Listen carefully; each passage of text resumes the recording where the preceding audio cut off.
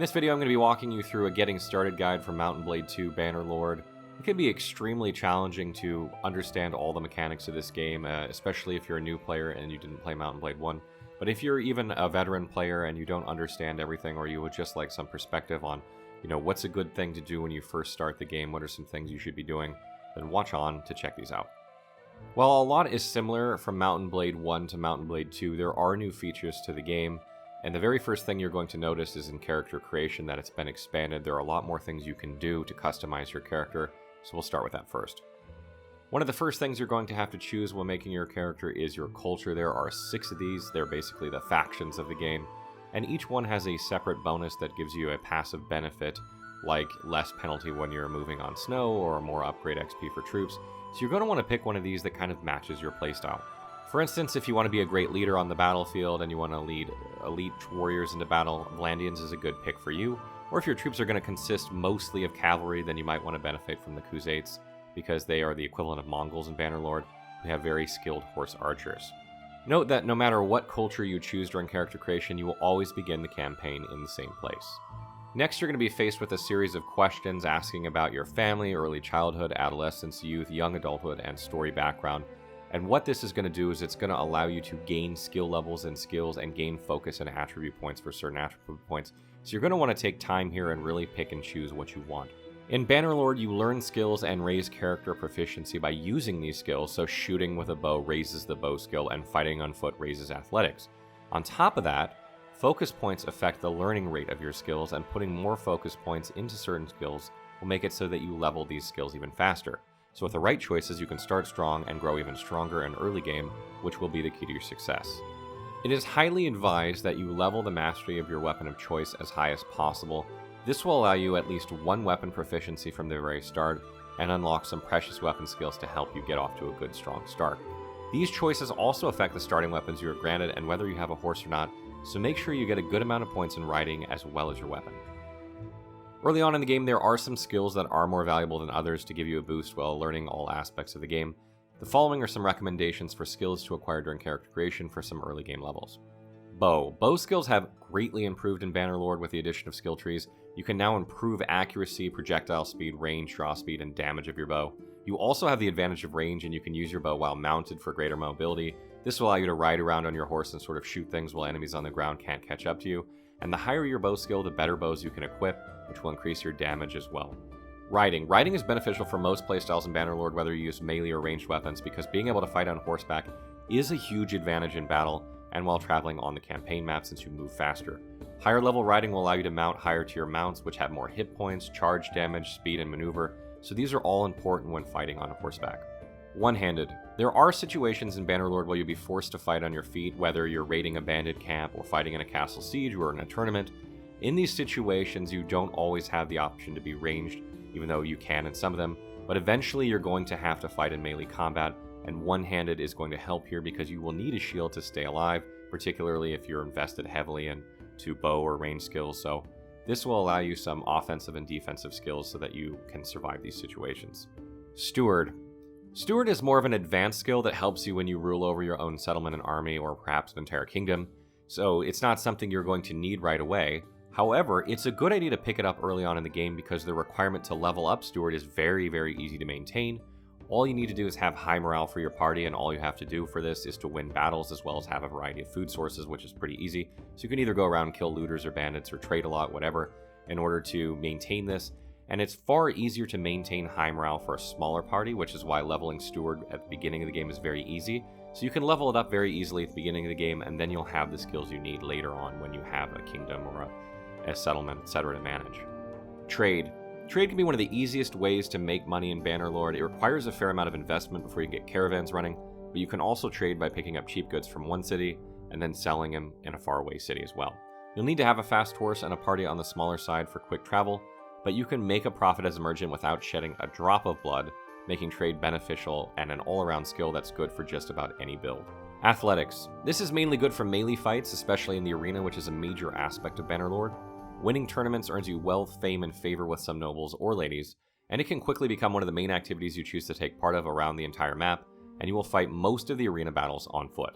Athletics' first perk, +2 arrows at the start of battle, is a great bonus early in the game, and this will be used for a specific mechanic which I'll explain later in this guide, but make sure you get at least some points here.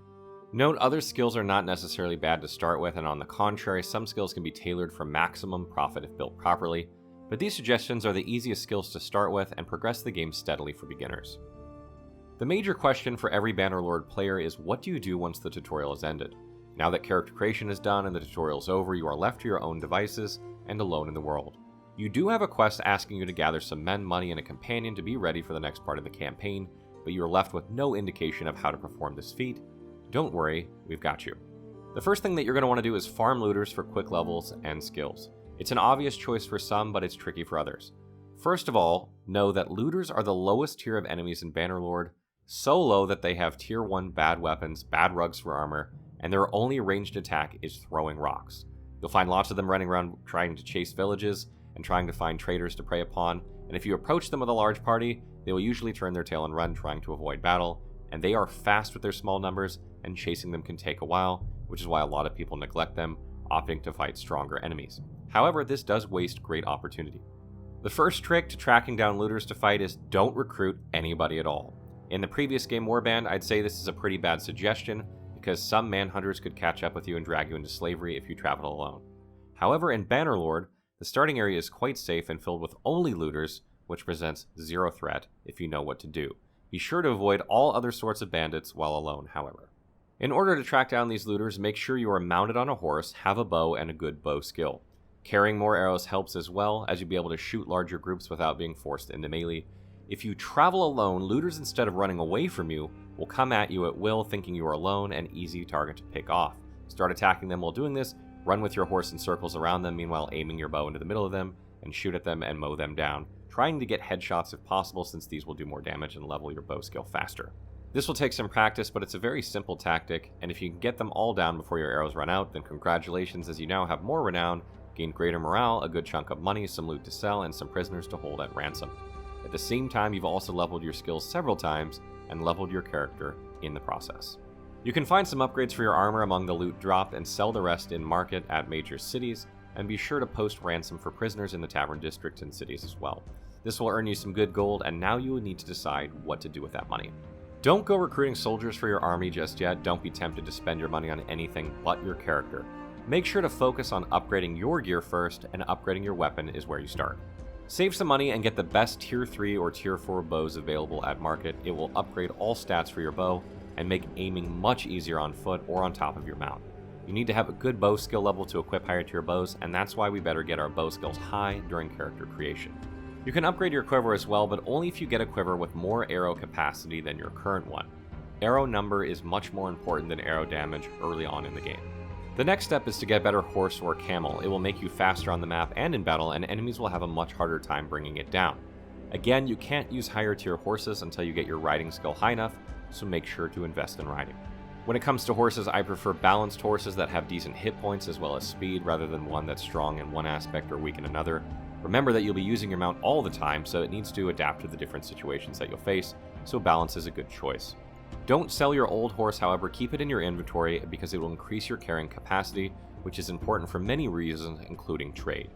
Ideally, you shouldn't be hit by looters using the horse archery trick and running in circles, but in case you mess things up or you got shot with a stone in the face accidentally, you can end battle pretty wounded with low health. In this case, entering another battle could prove dangerous, so you need to heal up. In Bannerlord, the only way to heal your character is the passage of time. If you hover your mouse over your health in the lower panel, you'll find the rate of your health regeneration. Such regeneration rate can be improved by the medicine skill or by having a companion with the medicine skill. Neither options are available early on, so we have only to wait. In major towns or castles, you'll find the option to stay here for some time, and this is the safest way to heal with no fear of anything attacking you. However, I find that rather boring and unproductive, so I tend to do some trade instead while waiting for healing. Visiting more than one city and having some points in trade allows you to learn trade rumors, which can be learned by hovering over trade goods in markets. You will find something cheap in one city, and the rumor tells you that it can be sold for much more in another city. If the difference is big, then it's potential to profit. If you have the money and inventory space, buy some of the cheap goods. Make sure you don't buy too much, because buying a lot makes buying prices go up, the same as selling a lot, which makes selling prices drop. Typical supply and demand economy. Now you have your goods and you know your destination, start immediately traveling towards the other city where the rumor said the goods will be sold for a better price. Don't let anything distract you and avoid bandits on the way. You are alone and on horse, so you're faster than anything else that moves on the map. Once in the desired destination, look at the selling prices. It might be a little less than was promised by the rumor because suppliers might have come before you and sold some. That's fine as long as there's still a profit, and that's why we pick goods only with major differences in prices in the first place. Now sell your goods and grow your funds. This wraps up part 1 of our starter guide for Mount & Blade II Bannerlord, and I hope this helps some people get going with the game. Stay tuned for more guides for Mount & Blade II Bannerlord, as well as the continuation of our Getting Started guide series, which will show the things to do after the ones we've already mentioned, and these should be coming in the next week or so. Additionally, if you need more help with the game, be sure to drop by the Mount & Blade II Bannerlord wiki for all the latest info.